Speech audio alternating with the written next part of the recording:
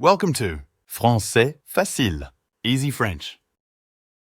Activez la fonction de traduction pour une meilleure compréhension de l'histoire.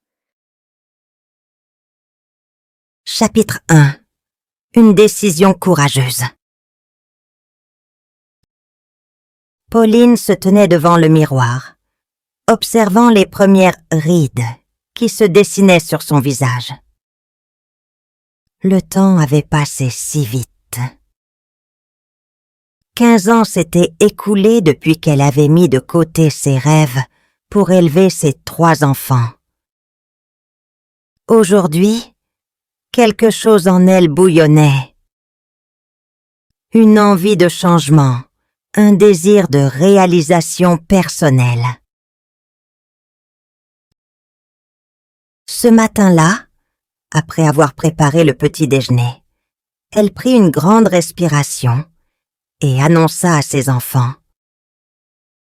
Les enfants, j'ai pris une décision. Je vais retourner à l'école pour devenir infirmière. Ses 3 enfants, Émilie, Lucas et Chloé, la regardèrent avec des yeux ronds, surpris mais admiratifs. Émilie, l'aînée, sourit fièrement. « Maman, c'est génial! On est tous derrière toi! » Lucas, le cadet, ajouta. « Tu vas y arriver, j'en suis sûre. » Chloé, la plus jeune, s'approcha pour lui donner un câlin. « Je suis tellement fière de toi, maman. » Cette approbation réchauffa le cœur de Pauline. Elle sentit une vague de détermination la traverser. Elle savait que le chemin serait long et semé d'embûches, mais le soutien de sa famille lui donnait des ailes. Le soir même, après avoir couché les enfants, Pauline s'assit à son bureau. Elle alluma son ordinateur et commença à rechercher des écoles d'infirmières. Chaque clic, chaque page lue, la rapprochait un peu plus de son rêve. Les souvenirs de ses études passées lui revenaient en mémoire, et elle se sentait prête à relever ce nouveau défi. Chapitre 2. Les premiers pas vers le rêve. Le jour de la rentrée, Pauline se sentit nerveuse. La salle de classe était remplie de jeunes étudiants, certains tout juste sortis du lycée. Elle se sentait un peu hors de place, mais déterminée. Elle s'assit au fond de la classe, espérant passer inaperçue. Le professeur entra, un homme d'une 50aine d'années avec un sourire bienveillant. « Bonjour à tous, je suis Monsieur Moreau. Bienvenue dans votre première année d'études en soins infirmiers. » Il parcourut la salle du regard et ses yeux s'arrêtèrent sur Pauline. « Nous avons parmi nous une étudiante un peu plus âgée. C'est formidable de voir que les rêves n'ont pas d'âge. » Pauline rougit légèrement, mais les mots de Monsieur Moreau l'encouragèrent. Elle se redressa et décida de participer activement. Chaque cours était une nouvelle découverte. Elle apprenait avec passion, se plongeant dans les manuels, posant des questions, partageant ses expériences de vie avec ses camarades. Les semaines passèrent et Pauline prit confiance en elle. Ses résultats étaient excellents et ses enfants la voyaient travailler tard dans la nuit, inspirés par sa détermination. Un soir, Émilie s'assit à côté d'elle et dit « Maman, grâce à toi, Je comprends que tout est possible si on s'en donne les moyens. Pauline sourit, les yeux remplis de larmes. Merci, ma chérie. C'est pour vous que je fais tout cela. Elle les serra fort contre elle, reconnaissante pour leur soutien inébranlable. Chaque jour apportait son lot de défis, mais Pauline savait qu'elle avançait vers son rêve. Elle sentait la confiance grandir en elle, alimentée par l'amour et le soutien de ses proches. Rien ne pourrait désormais l'arrêter. Chapitre 3. Les obstacles inattendus. Les mois passèrent et Pauline s'épanouissait dans ses études. Cependant, la vie ne manqua pas de lui rappeler ses responsabilités. Un matin, en se préparant pour l'école, Lucas se plaignit d'un mal de ventre intense. Inquiète, Pauline décida de l'emmener chez le médecin. Après plusieurs examens, le diagnostic tomba. Appendicite. Lucas devait être opéré en urgence. Pauline passa la journée à l'hôpital, s'assurant que son fils recevait les meilleurs soins possibles. L'opération se déroula bien, mais Lucas avait besoin de repos et de soins à la maison. Pauline se retrouva à jongler entre ses études, les soins à son fils et les tâches quotidiennes. Les nuits devinrent plus courtes et les jours plus longs. Cependant, elle ne laissa pas ces défis la décourager. Elle trouvait de la force dans les sourires de ses enfants et dans la conviction qu'elle poursuivait son rêve pour eux autant que pour elle-même. Le soutien de sa communauté devint crucial. Les voisins, touchés par la détermination de Pauline, s'organisèrent pour l'aider. Ils apportaient des repas, s'occupaient de Chloé après l'école et veillaient sur Lucas lorsqu'elle devait assister à ses cours. Cet élan de solidarité réchauffa le cœur de Pauline et lui donna encore plus de motivation pour continuer. Chapitre 4. La solidarité en action. Une fois Lucas rétabli, Pauline reprit pleinement ses études. Ses camarades de classe avaient remarqué son absence et furent soulagés de la revoir. Certains d'entre eux s'étaient même inquiétés et avaient pris des nouvelles par le biais des réseaux sociaux. Pauline se sentit entourée, soutenue, et cela renforça sa détermination. Monsieur Moreau, le professeur, félicita Pauline pour son courage et sa persévérance. « Votre engagement est un exemple pour nous tous », dit-il un jour devant toute la classe. Pauline sourit, émue par ces mots. Elle comprit alors que sa présence inspirait non seulement ses enfants, mais aussi ses camarades de classe. Les cours devinrent de plus en plus exigeants. Les examens approchaient et Pauline passait de longues heures à réviser. Elle installait ses livres sur la table de la cuisine, entourée de ses enfants qui faisaient leurs devoirs. Ce moment de travail en commun devint une routine rassurante. Chloé, avec son innocence d'enfant, déclara un soir: « Maman, quand je serai grande, je veux être forte comme toi. » Pauline la prit dans ses bras et lui murmura: « Ma chérie, tu es déjà forte. Ces moments de tendresse lui donnaient l'énergie nécessaire pour affronter les défis académiques. Les premiers examens arrivèrent. Pauline se sentait nerveuse mais prête.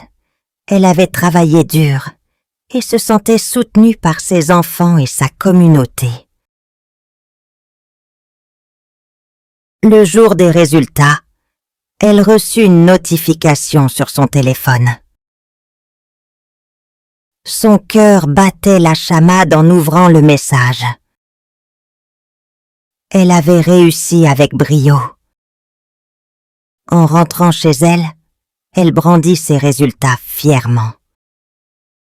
Ses enfants l'accueillirent avec des cris de joie et des câlins. Pour fêter cela, ils organisèrent une petite fête à la maison.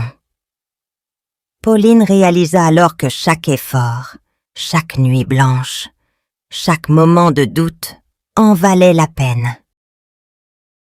Ses rêves étaient à portée de main et elle était plus déterminée que jamais à les réaliser. Chapitre 5. Une nouvelle amitié. Avec ses premiers succès académiques, Pauline gagna en confiance. Elle se sentait de plus en plus à l'aise dans le milieu scolaire. Ses camarades la respectaient et l'admiraient pour sa persévérance. Parmi eux, elle se lia d'amitié avec Claire, une femme d'une vingtaine d'années. Leur connexion fut immédiate, fondée sur des expériences de vie similaires et une passion commune pour les soins infirmiers. Pauline et Claire devinrent inséparables. Elles révisaient ensemble, partageaient des astuces d'organisation et se soutenaient mutuellement. Claire apportait une fraîcheur et une énergie qui revitalisaient Pauline. Un jour, après un cours particulièrement difficile, elles décidèrent de prendre un café ensemble. Assises à une terrasse, elles discutèrent de leurs rêves et de leurs défis. « Je suis tellement heureuse de t'avoir rencontré, » dit Claire. « Tu es une source d'inspiration pour moi. » Pauline, touchée, répondit. « Et toi, tu m'apportes une énergie incroyable. Ensemble, nous réussirons. » Cette nouvelle amitié renforça la détermination de Pauline. Elle n'était plus seule dans cette aventure. Claire devint une alliée précieuse, une amie sur qui elle pouvait compter. Chapitre 6. Les défis des stages. L'année scolaire avançait et les étudiants en soins infirmiers durent commencer leur stage pratique. Pauline fut assignée à un hôpital local, une étape cruciale pour son apprentissage. Elle appréhendait cette nouvelle expérience, consciente de l'importance de mettre en pratique tout ce qu'elle avait appris. Le premier jour de stage, Pauline enfila son uniforme blanc avec une certaine fierté. Elle se rendit à l'hôpital, où elle fut accueillie par l'infirmière en chef, Madame Dupont. « Bienvenue, Pauline, je suis ravie de t'avoir avec nous, » dit-elle avec un sourire chaleureux. Pauline se sentit immédiatement rassurée. Les premiers jours furent intenses. Pauline devait s'habituer au rythme effréné de l'hôpital, à la gestion des patients et à la collaboration avec le personnel soignant. elle se montra attentive et dévouée, mettant tout son cœur dans chaque tâche. Les patients appréciaient sa douceur et son empathie. Un matin, elle fut assignée à un patient âgé, Monsieur Leblanc, qui souffrait d'une grave infection. Pauline passa du temps à discuter avec lui, à écouter ses histoires et à lui apporter du réconfort. Monsieur Leblanc lui rappela son propre grand-père, décédé quelques années auparavant. Cette connexion émotionnelle renforça sa détermination à devenir infirmière. Les semaines de stage furent éprouvantes mais enrichissantes. Pauline acquit de nouvelles compétences, se perfectionna et gagna en assurance. Chaque jour apportait son lot de défis, mais aussi de satisfaction. Les encouragements de Madame Dupont et les remerciements des patients la motivaient à persévérer. À la fin de son stage, Madame Dupont lui dit « Pauline, tu as fait un travail remarquable. Je suis certaine que tu seras une excellente infirmière. » Ces paroles furent une validation précieuse pour Pauline, qui sentit ses efforts récompensés. De retour chez elle, Pauline partagea ses expériences avec ses enfants. Ils étaient fiers de leur mère et s'inspiraient de son parcours. Pauline se rendit compte que son rêve devenait réalité, étape par étape, grâce à son travail acharné et au soutien indéfectible de ses proches. Elle était sur la voie de réaliser son objectif de devenir infirmière, prête à affronter les prochains défis avec courage et détermination. Chapitre 7. Les sacrifices nécessaires. Les mois suivant son stage à l'hôpital furent tout aussi exigeants. Pauline devait jongler entre les cours théoriques, les devoirs et les responsabilités familiales. Chaque jour semblait plus court, chaque heure plus précieuse. Pour tenir le rythme, elle apprit à organiser son temps de manière stricte. Le réveil sonnait à 5 heures du matin, et Pauline profitait du calme de la maison endormie pour étudier. Cependant, les sacrifices nécessaires pour réussir pesaient parfois lourd sur ses épaules. Elle se souvenait des soirées passées en famille, des moments de détente qu'elle devait souvent écourter pour retourner à ses livres. Ses enfants, bien que compréhensifs, lui manquaient. Les petites voix de Chloé et Lucas lui demandant de jouer avec eux résonnaient parfois comme un rappel douloureux de ce qu'elle sacrifiait. Un soir, alors qu'elle révisait pour un examen crucial, Émilie entra dans la cuisine avec une tasse de thé. « Maman, tu travailles trop dur, » dit-elle doucement. Pauline leva les yeux de ses notes et sourit faiblement. « Je dois réussir, ma chérie. Pour vous, pour nous tous. » Émilie hocha la tête, déposant la tasse devant sa mère. « Nous sommes déjà fiers de toi, maman. N'oublie pas de prendre soin de toi aussi. » Les mots de sa fille résonnèrent en Pauline. Elle réalisa que, pour continuer à avancer, elle devait aussi trouver des moments pour se ressourcer. Les week-ends devinrent des moments précieux de retrouvailles en famille, où ils partaient en promenade ou regardaient un film tous ensemble.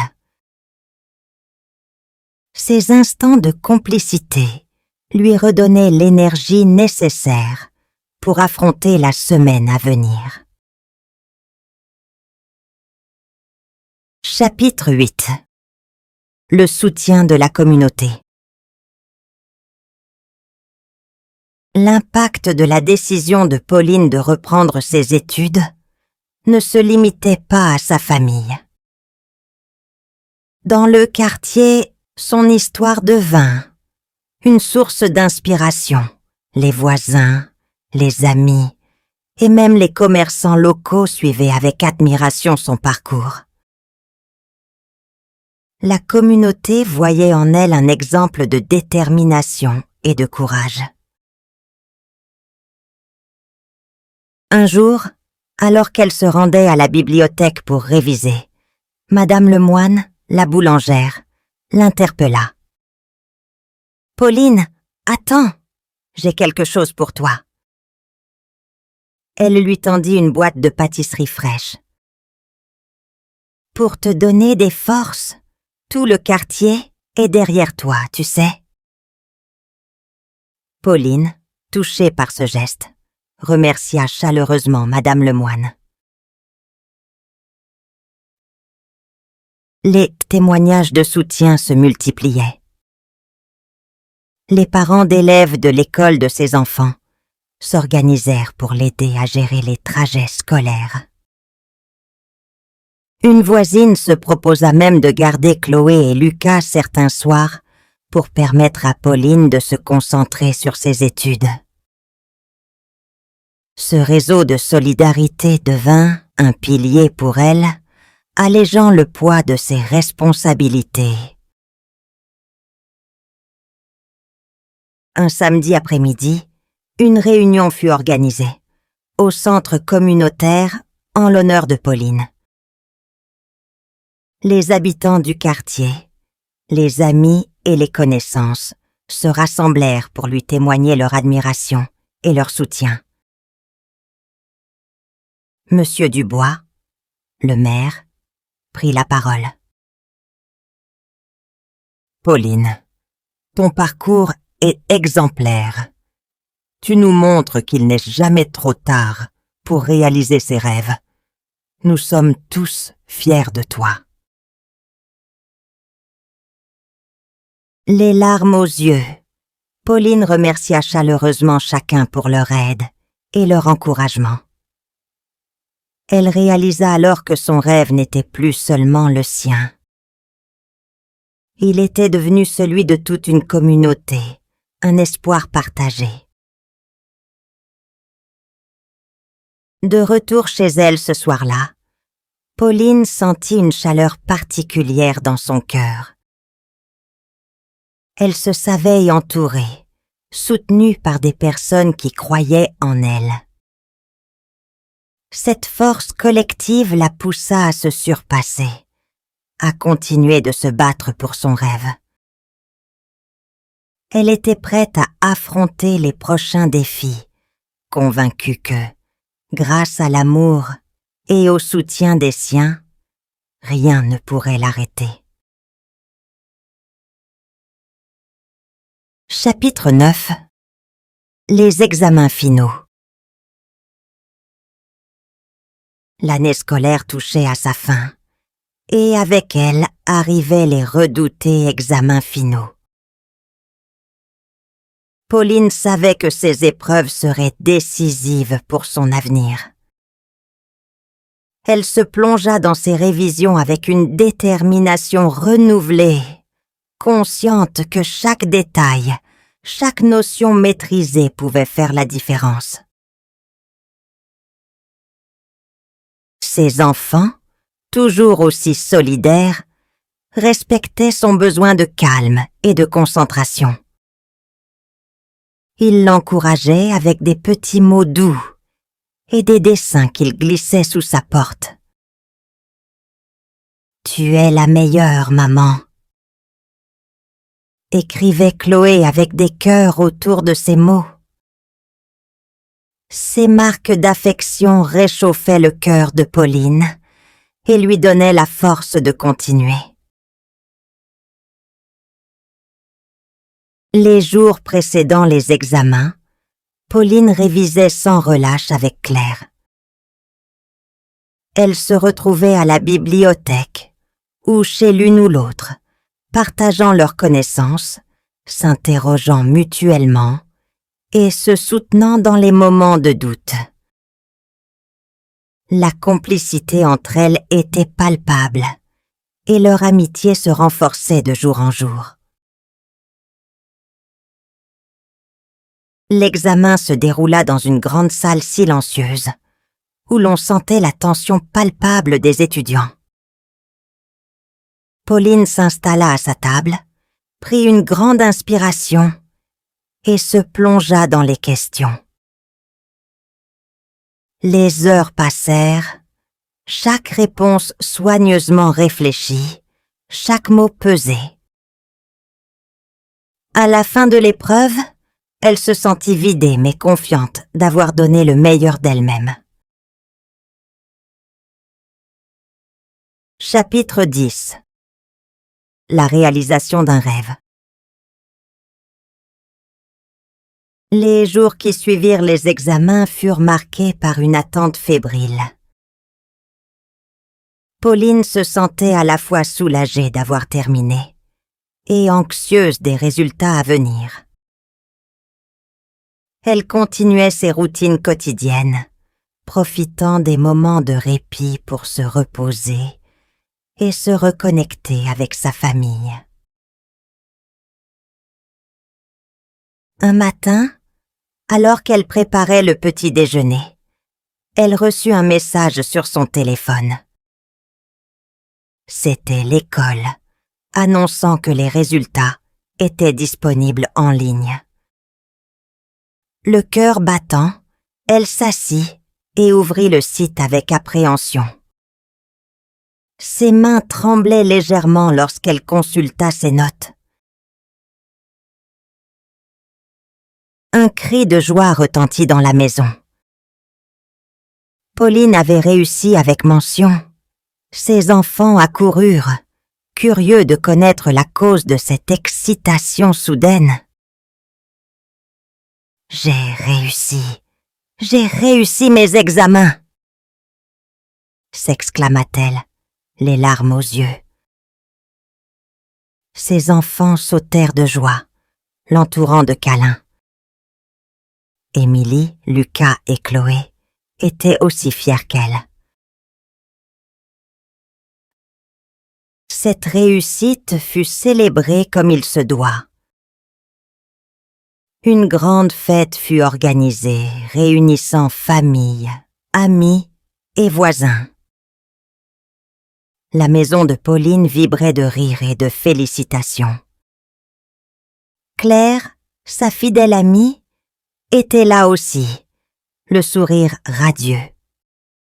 « Je savais que tu y arriverais », lui dit-elle en la serrant dans ses bras. Quelques semaines plus tard, Pauline reçut une lettre officielle de l'école confirmant son admission à l'hôpital en tant qu'infirmière stagiaire. Ce fut le couronnement de tous ses efforts, la concrétisation de son rêve.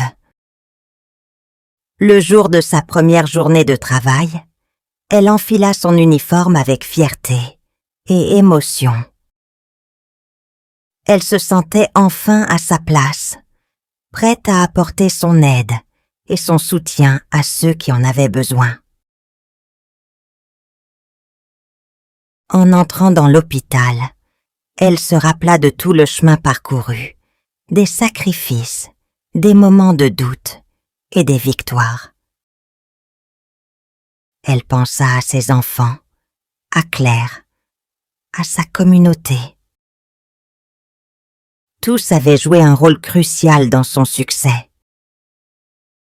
Pauline savait que ce n'était que le début d'une nouvelle aventure, mais elle se sentait prête à la vivre pleinement. Pauline inspira profondément et entra dans le service, le cœur léger et l'esprit déterminé. Elle savait qu'elle avait trouvé sa vocation et que, désormais, elle pourrait inspirer d'autres personnes à suivre leurs rêves, peu importe les obstacles. Son retour à l'école avait été plus qu'un simple défi académique. C'était une leçon de vie sur la persévérance, le courage et l'amour inconditionnel.